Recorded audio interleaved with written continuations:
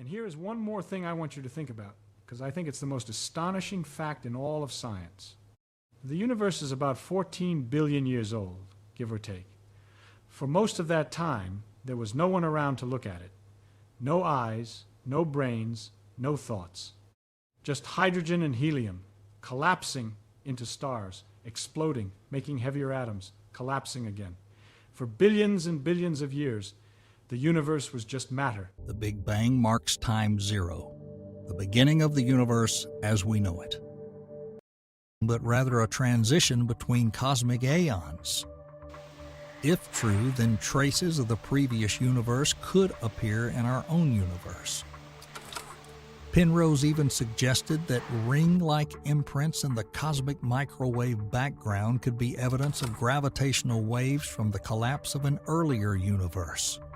Although most cosmologists are skeptical of such claims, the very existence of such objects forces us to consider that we may not fully understand the physics of the early universe. Within minutes, the first light chemical elements formed in a process called primordial nucleosynthesis. Doing what matter does. Blindly, stupidly. Each atom minding its own business. And then, somewhere on a small rocky planet orbiting an ordinary star in an ordinary galaxy, some of those atoms arranged themselves into a pattern that could think, that could wonder, that could look up at the night sky and ask, what is all this? Why is there something instead of nothing? You are the universe looking at itself. You are atoms that have arranged themselves into a configuration so complex, so extraordinary, that the configuration can contemplate its own existence. That has never happened before in 14 billion years of cosmic history, as far as we know, except here, except now, except in things like you and me. And yes, the pattern is temporary. It will end.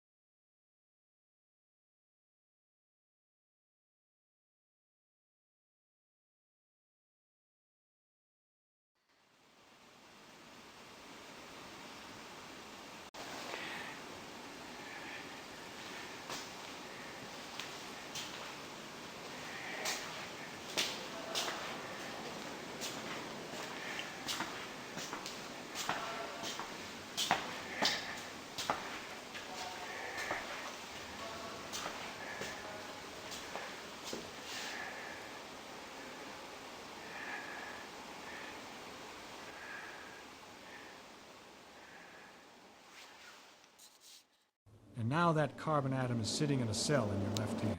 When you die, that atom will leave your body. It will enter the soil. It will be absorbed by a blade of grass. A sheep will eat the grass. A child will drink the sheep's milk. And the atom that was once in a star, once in limestone, once in a rabbit, once in you, will be part of a child who has no idea where it came from. That atom has done this dance 10,000 times. It doesn't know and it doesn't care, but it keeps going. Now here's the part that gives me a real thrill when I think about it. The first law of thermodynamics tells us that energy is conserved.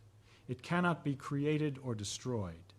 And there is a related fact about matter, courtesy of nuclear physics and the understanding we gained in this century. Under ordinary conditions, atoms are not created or destroyed either. They are rearranged. The number of carbon atoms on Earth has been roughly the same for billions of years. They just keep cycling through rocks, through air, through water, through living things. So in a very deep and literal sense, nothing that you are made of will ever be lost. It will change form. It will be rearranged. It will become something else, but it will not cease to exist. I should be careful and say something here about the second law of thermodynamics, because people sometimes get confused. The second law says that the entropy of a closed system tends to increase. In plain language, that means things tend to go from ordered to disordered. A sandcastle falls apart. A hot cup of coffee cools down. A living body decays. This is real, and it's important. The second law is the reason that complex patterns like you and me don't last forever. It takes energy to maintain the pattern, to keep the dance going, to fight the natural tendency toward disorder. When you die, that fight stops and entropy wins. The pattern dissolves. But notice what the second law does not say. It does not say that matter or energy is destroyed. It says that organization is lost. The stuff is still there. It's just reshuffled into a less organized arrangement. The atoms of a decomposed body are still atoms. The energy of a cool-down fire is still energy. It's just spread out, diluted, harder to use for anything useful. And here is one more thing I want you to think about, because I think it's the most astonishing fact in all of science. The universe is about 14 billion years old, give or take. For most of that time, there was no one around to look at it. No eyes, no brains, no thoughts. Just hydrogen and helium collapsing into stars, exploding, making heavier atoms, collapsing again. For billions and billions of years, the universe was just...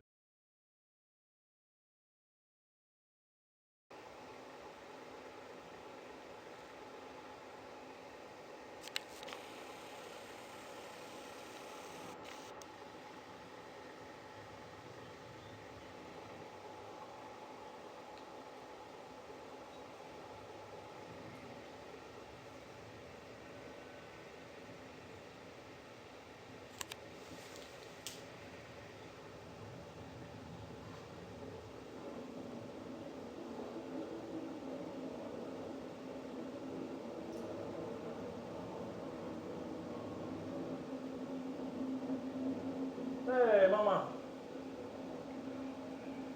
En pappa! Nee, ik ben zonder video. We zijn alleen maar aan het bellen. Nee, de verbinding is hier wat minder. Dus, even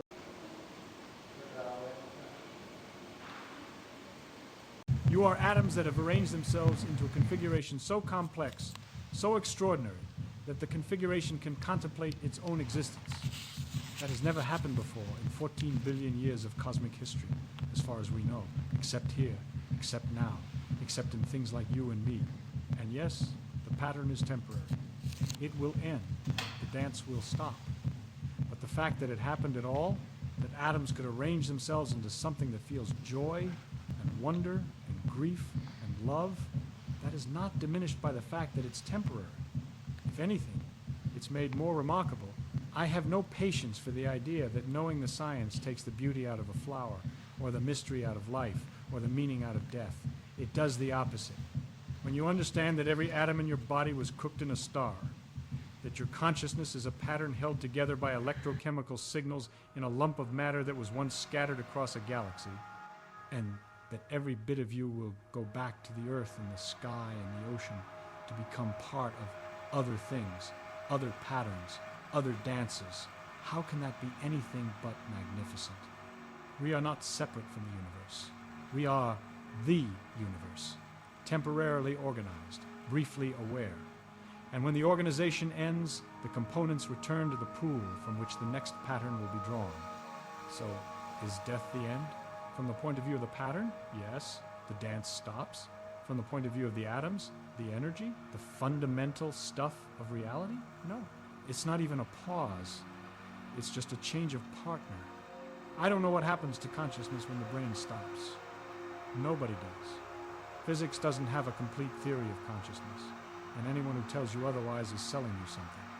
What physics can tell you, and tell you with absolute certainty, is that not a single atom of your body will be destroyed. Not a single joule of energy will vanish. Everything you are, in the physical sense, will continue in a different form, in a different pattern, but it will continue. And there's one more thing. Every person who has ever lived, every person who has ever loved you, every person whose atoms have passed through you and yours through them, they are all woven into the same great fabric of matter and energy that makes up this universe. The atoms in your right hand may have once been in the body of a farmer in ancient Egypt. The oxygen you just exhaled may end up in the lungs of someone 1,000 years from now. We are all connected, not by sentiment, but by physics, by the simple, stubborn, beautiful fact that atoms endure. So the next time someone asks you what happens when you die, you can tell them what physics says. The candle goes out, yes, but every atom of the candle is still here. The flame is gone, but the heat it produced is still warming the room, warming the air, dissipating out into the world, joining the immense ocean of energy that has been flowing through this universe since the beginning of time. Nothing is lost, nothing. The dance changes. The music plays on. Now, I want to hear from you. Here's a question worth thinking about. If every atom in your body gets replaced over the course of a few years, and you are really a pattern, not a thing, then what exactly makes you you? Write down your best answer. I'd love to know what you come up with.